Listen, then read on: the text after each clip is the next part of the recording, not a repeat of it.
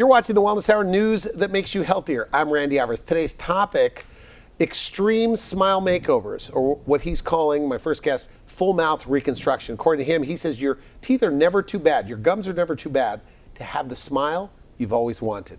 And with us, we have Austin's go-to dentist when you want a beautiful smile, Dr. Michael Lee. Dr. Lee, welcome to the program. Thank you. Glad to be here. All right, now you brought a lot of photos, so we're going to try to get to as many of those as possible. Sure. Now, for people that don't know your practice, now today we're talking about full mouth reconstruction, but a big part of your practice is dental implant dentistry. So Right. who's the typical dental implant patient? The typical dental implant patients that walk through our door is divided into two groups, Randy. One group of patients are the patients that have bleeding gums, bad breath, failing root canals. Their teeth are loose, failing root canals, failing crowns.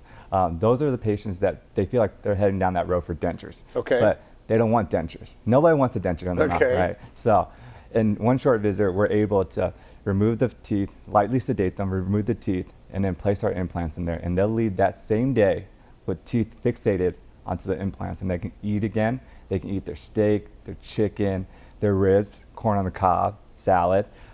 They can date again. These are the patients that can date again. Some of these patients that walk in with bad breath. Because their teeth are so bad, they tell you that they don't like to date? When you have bad breath or your teeth are just are about to come out, you can get really, really self-conscious, right? So these are the people that haven't dated in years, or they might be in a relationship or married, but never had that love life with their significant other because they're too afraid of it. Okay. So these are the patients that walk in, and that same day they can walk out with brand new teeth, and the bad breath is gone. Okay. And they can date again and do their everyday activity. The second group of patients are the patients that are denture wearers. These are the patients that are really, really hard to get into our office. For the sole purpose, one time in their life, their teeth are falling out, failing, and the dentist said, hey, we got to take out all your teeth and give you dentures. Well, when you have dentures, you're never going to go to the dental office again because you don't have teeth. Okay, it's a good point. You don't have teeth. You're not going to go for your routine checkup, your routine cleanings because you don't have teeth.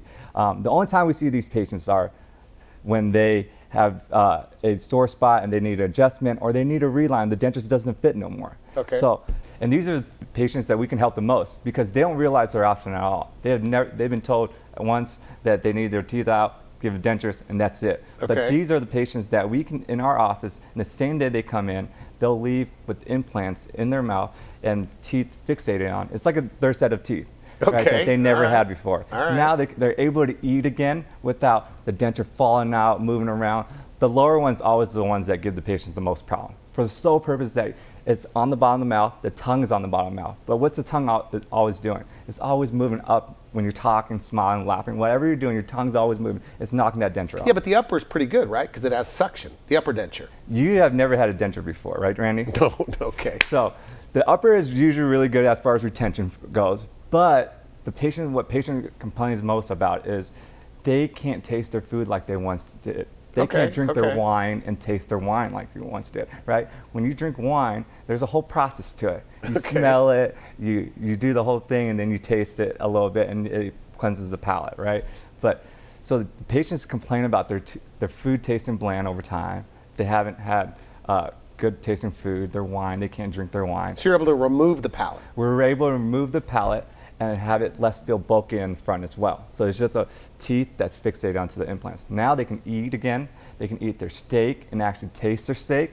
They can eat corn on cob, salads with cucumbers, crunchy things, right? Good. And they can drink their wine again. So Now, look, I know your age. You look about 10 years younger than you really are, but you have a lot of experience. I mean, you've literally, we were talking about your bio. I mean, you've traveled all over South America from the pioneers of this. Yes. I mean, you said like 1,000 hours learning about full mouth reconstruction, dental implants. Is there really that much to it?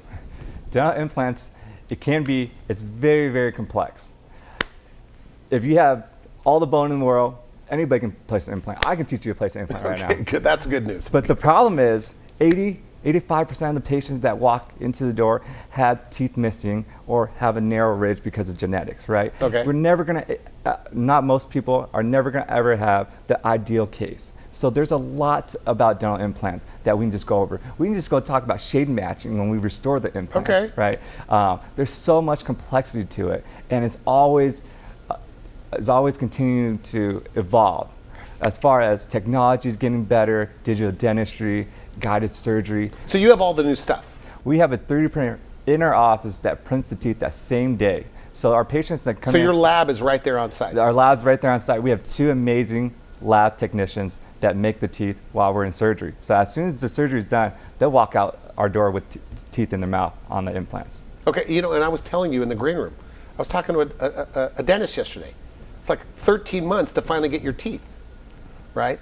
And with you, like 3 or 4 visits, and they could, I mean, if everything goes right, could have their teeth. Yes. Is that right? Yes. As the world evolves in implant dentistry, I'm always learning new nuances and new techniques to make things go faster.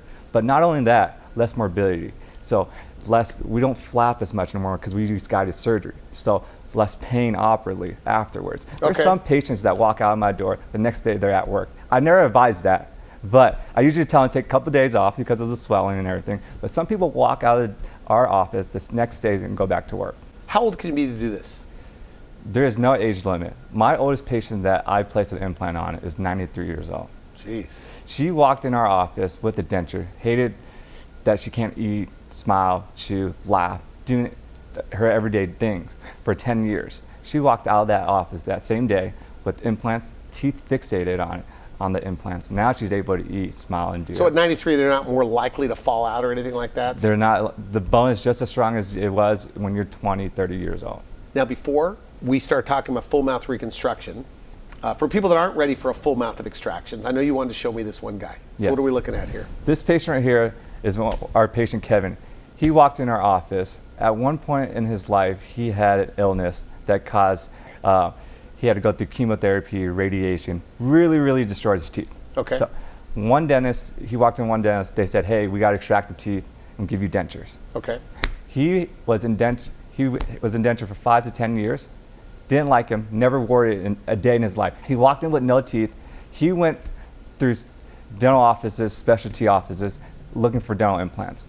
Everybody said that his bone was not strong enough or he didn't have enough bone. Okay. But that's just not the case in our office. We deal with limited bone on a daily basis. When he was in a different office, it's because their level of expertise was not to deal with limited bone. Okay. But in our office, we're able to place our implants. He walked out that day being able to go to Franklin's, the famous barbecue place in Austin. Okay. Eating ribs, brisket, the things that he really enjoyed. Okay, moving on to today's topic of what you call full mouth reconstruction. Give us a working definition of what that is. Full mouth reconstruction just means that we have to rebuild their mouth back over, right? Okay. So at one point, their mouth is failing, teeth are broken down, but there's still some teeth that are good in there that we're going to save. We're going to try to save as many teeth as we possibly can. There's some places out there that you'll go and they'll just rip all the teeth out, place implants, and then fixate the teeth on implants. But that's the more expensive way.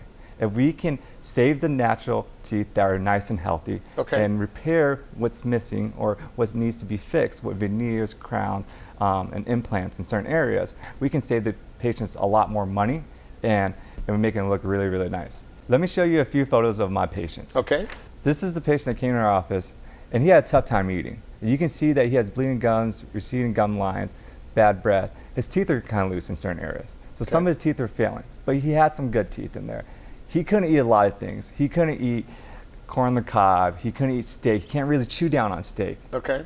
One of his options was a denture. That's what he originally thought coming in my office was to remove the teeth, give him a denture, but not in my office. Okay. We're able to save as many teeth as we can. We'll get rid of the bad ones, but then through a combination of procedures, we're able to, with a combination of procedure, we're able to restore his smile back to a nice, healthy, uniform, bright smile. You can see he had a beautiful smile before. Yeah. He just had a lot of things going on with it. And we're able to have him smile, eat again. He's gonna eat his steaks, his chicken, his kebabs. He loves kebabs. And so now he's back. He's back to his old self. He loves to smile, laugh, talk. He's back to his normal life. Before, he was so self-conscious about it. His teeth falling out, bad breath. Now he doesn't have to worry about that. You don't worry about your teeth, do you? Yeah, I don't really think about it. Yeah, me either. So But they do all the time? They tell you? These patients walk into our office. Usually they talk with their lips over their teeth, or they might say 2 words. They don't talk very much. But when they leave our office, the next time we see them, They're flirting with the front desk. They're talking to our assistants. They're telling you about their kids, their grandkids. It's amazing. He's So back to like the personality changes. the personality totally changes. Now you're a dentist, Yes. so you probably think like the smile is the most important thing. How important is it? Dentists are not. If we just look at the fitness industry or the beauty industry from companies like Men's Fitness or like Cosmopolitan, if you look, they survey people, what do you find attractive in the opposite sex? Or what do you first notice about somebody when you first meet them? A smile. A smile is always in the top 1 to 3 things that they notice about somebody. That's fair. A smile conveys confidence. It conveys charisma, likability. For instance, if you took 2 identical twin sisters applying for the same job at the same job interview, they both have the same resume, same skill set, and they both have a gap in the middle of their teeth. Okay. The only difference is one was confident, smiling, had a positive attitude. The other was very subconscious, very shy about the gap in the middle. Who do you hire? Do you hire somebody that exudes confidence, charisma, likability, That's a good point, has yeah. a positive attitude? Or do you hire somebody that when she talks, she hides her lip underneath her teeth, or she feels like she doesn't talk very much, she's very shy? So you don't necessarily hire the one with a prettier smile, but if one has confidence and seems positive and has charisma and one doesn't, yeah. Right. We all worked with somebody in our past that, they come to work, they have a positive attitude, they got along very, very well. Yeah. And we all worked with somebody that was very shy, very timid. Not that we don't like them, but we just didn't relate to them. People with bad teeth are judged, right? In Hollywood, just look at Hollywood. There's dentists out there making bad teeth for actors or actresses to make them look less educated or poor. Like if you're the poor or the villain or whatever. Interesting. There's patients like that. And the leading man or leading actress or actress always have beautiful teeth. There's no coincidence with that. But let me tell you, in my practice, what I witness on a daily basis, we've seen these smile transformation happen on a weekly basis. We've seen patients that walk in our door that at one point in their life have bad breath, bleeding gums, unsure of themselves, in pain while eating, chewing, whatever it might be. They walk out of our office that same day of procedure with brand new teeth.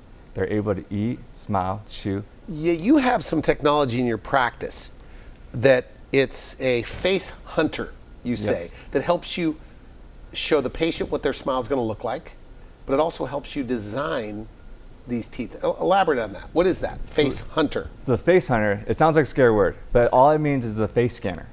What it allows us to do is our office is fully digital.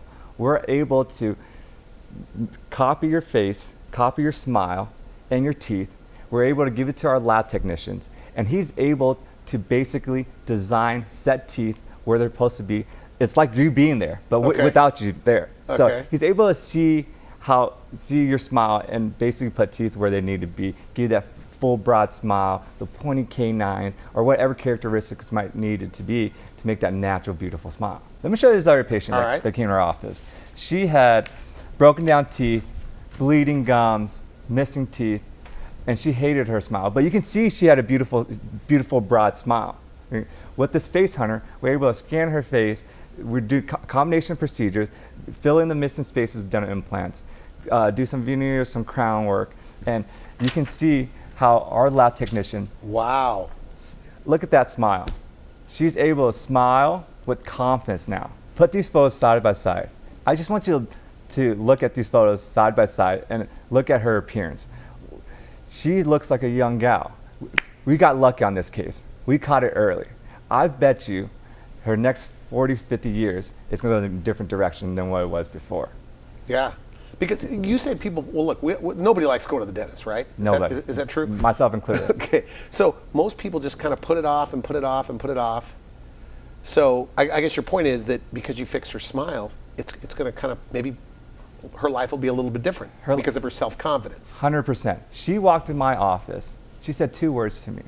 I go, what don't you like about your smile? And they say, everything. I hate everything.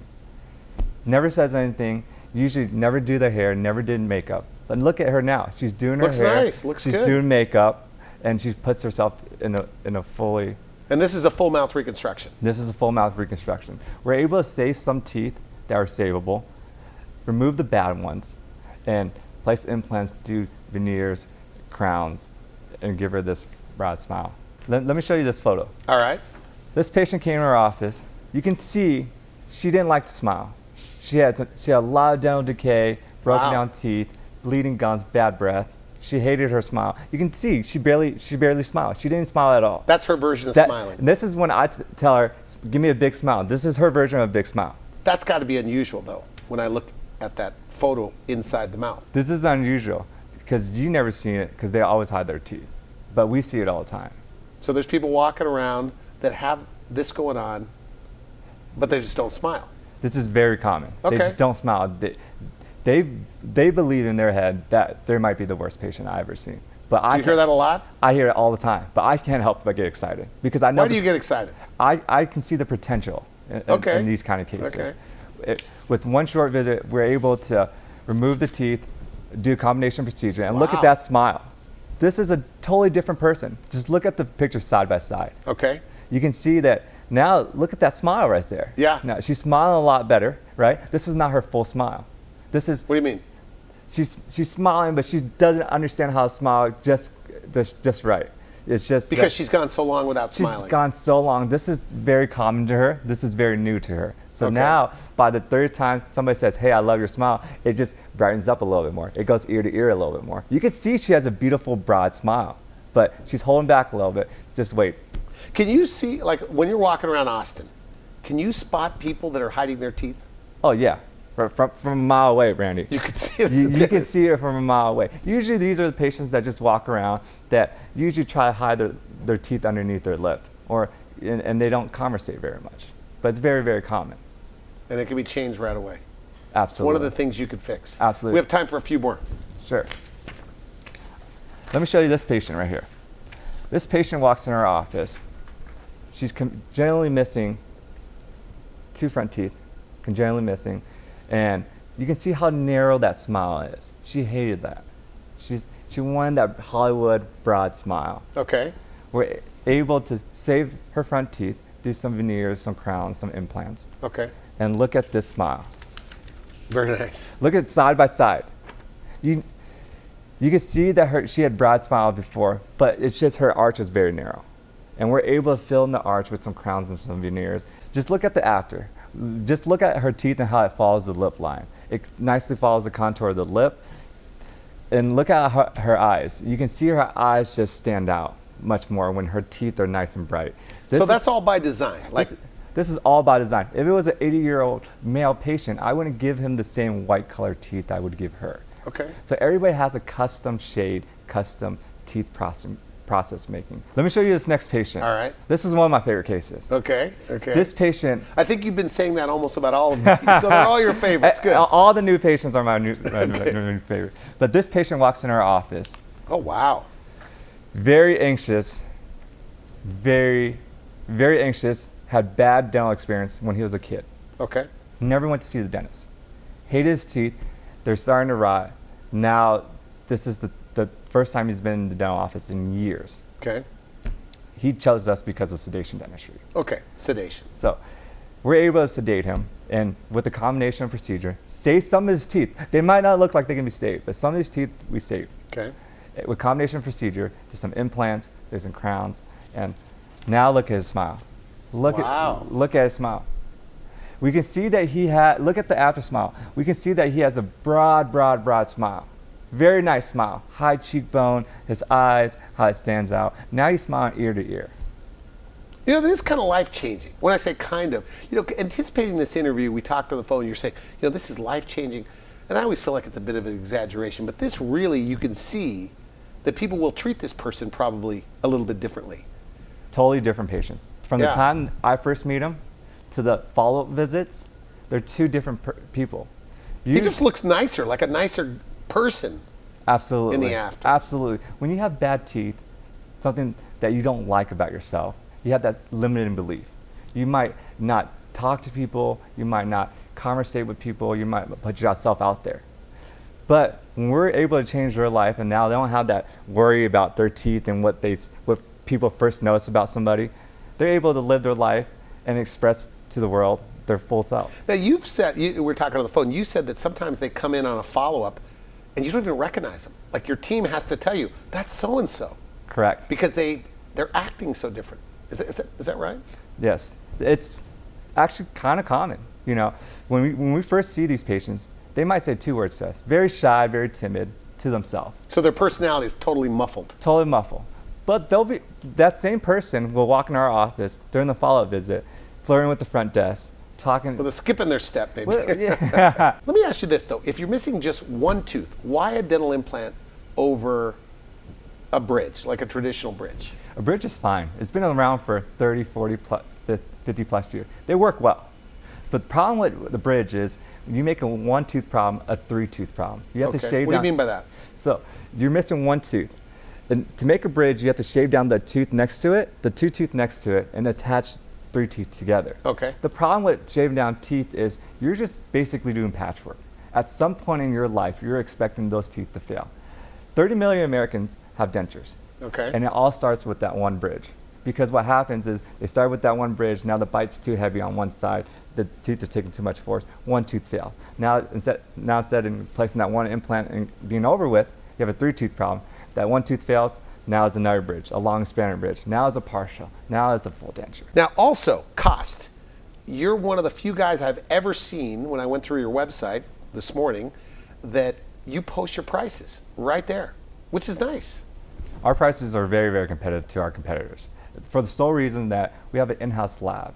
We don't send stuff out. We're not there's no middleman in our. You do everything right there. We do everything right there. We have an in-house lab that makes the crowns. I place the implants. We buy our implants. We buy our stuff in bulk. So the savings that we save, we pass on to our patients. And for these big cases, we're at substantially less than our competitors, like thousands and thousands of dollars less than our competitors. That's all posted on your website. All posted on our website. Okay, and financing, because insurance doesn't really cover. I mean, even the best dental insurance only covers like a couple $1,000s, right? And people are financing They're dental procedures? Absolutely. It's common? That's very, very common. There's a third-party vendor out there that will, as long as you have a job, you have good credit, Decent credit, okay. you should be able to be financed. So like every week people finance this? It's Every not day. every day. Every day. I guess how, like even single tooth dental implants, how they're typically done is you go to one place that does the surgery, another place that does the imaging, and then you have another dentist that puts a tooth on top. You do it all right there. So aside from convenience, what's the advantage to the patient? The advantage to the patient is they don't have to go to multiple places. And sometimes what happens when you go to multiple places to get things done is there's a miscommunication somewhere along the line.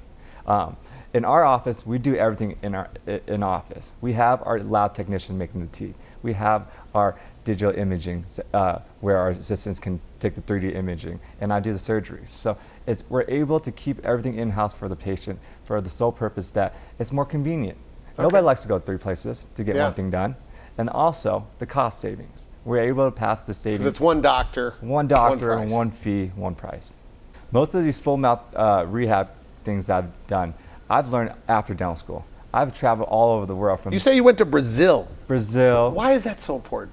Yes, this guy. Why would you have to go to Brazil to do this? This guy Palimalu, he's the guy, the forefront leader of implantology. Okay. I went there to see his work in action, to pick up little nuances. Yes, I can read the book and I can see how he does things, but there are things, tips and tricks that they do that they don't publish in the book, a lot of things. Okay. We're able to travel to Brazil, not only Brazil, but Budapest, Dominican, to learn not just implantology, but cosmetics, digital dentistry, and be able to do this for my patients. Save them time, downtime, save them less pain. You called yourself a continuation junkie or snob or something like that. I mean, you're always like, almost like an addiction to learning more. And is there that much to it? I asked you earlier, but there's that much to this. There is a lot to this. As a dentist, we're always trying to get better. We're always trying to improve our skill sets and our learning. Not just me, but this is a culture in my office. Our lab technicians, our assistants, they all do continual education every year. It's because we got to get better at what we do to deliver the best product for our patient. Now you're big on sedation. We only have about a minute left. So Yes. do most people get sedated, and what levels of sedation do you offer? Right, there's 2 groups of sedation patients. One is for the phobics. Yes, I can give them a pill the night before and get them relaxed, and then in the office give them some nitrous or give them another pill to relax them enough so I can do the dentistry. Okay. We also offer IV sedation where we can sedate the patients. So IV sedation allows us to do these big cases in one visit. things that would take us 6 to 7 months to kind of treatment plan and kind of worked out, we can do in one visit because they can't hold their mouth open for that long. And a lot, and we should mention, I guess less than like 5% of all general dentists even do sedation. Correct. IV sedation. Correct. Is that right? Absolutely. You couldn't do it any other way now that you're doing it? IV sedation is easier for the patient, but it's also easier for me. IV sedation is very, very safe. We're able to monitor the patient's heart rate, blood pressure, how they're doing, their breathing, their oxygen level. And if anytime it gets low, crazy, we can reverse it. We can pull them out of it. It's just like this. If you're too sedated, I can just wake you up.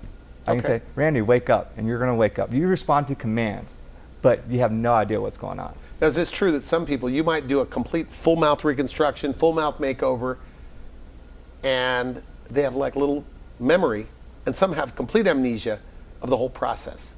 Is that right? Usually, they don't even know when we started or when we ended. They feel like it's 5 minutes. Okay. But we might be there for a couple hours completing the case. But they have little recollection of what's going on. Usually, the follow-up visit, we ask them, how was it? And they said, I don't remember anything. Good, good. Okay, so final message. And we're talking about full mouth reconstruction today, extreme smile makeovers. Let's say somebody's watching this and they have what you describe as bleeding gums, bad breath, loose teeth. Maybe they feel like they're going to head to a denture. They've heard what you had to say today, but they're still afraid, or they're still just, I don't know. What do you say to them? Look, but they don't like their smile at all. Look, it's just like this. If you don't like something about yourself, either it's your hairline or you're going bald in certain areas, fix it. Okay. It's having a limited belief about yourself, either your teeth, your hair, whatever it might be, can hold you back from so much more things in life. So if you don't like your smile, fix it. So I invite them in. Know your options. It's a free consultation to come see me. Do they get to see you? They come see me. They can see our staff. They can see our technology and what we do in our office. Absolutely. Okay, good. I want to thank you for coming on the show. Good stuff. Thank you. You've been watching the Wellness Hour, news that makes you healthier. I'm Randy Alvarez. For now, I wish you good health. Thanks for watching the Wellness Hour, the leader in medical news with your host, Randy Alvarez, the authority on health issues.